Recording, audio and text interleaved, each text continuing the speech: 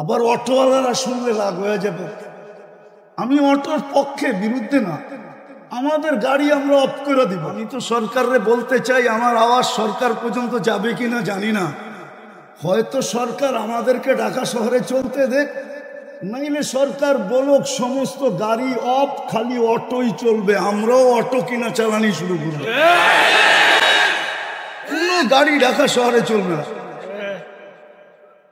আবার অটোওয়ালারা শুনলে রাগ হয়ে যাবে।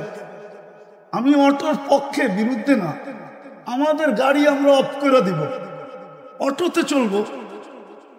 ঢাকার বাহিরে যেতে হলে গাড়ি ব্যবহার করব, কিন্তু শহরকে গাড়ি মুক্ত করুক, তাও গিনিস বুকে একটা নাম উঠতে পারে যে একটা রাজধানী দুনিয়াতে আছে যেইখানে শুধু অটো চলে আর কিচ্ছু চলে না।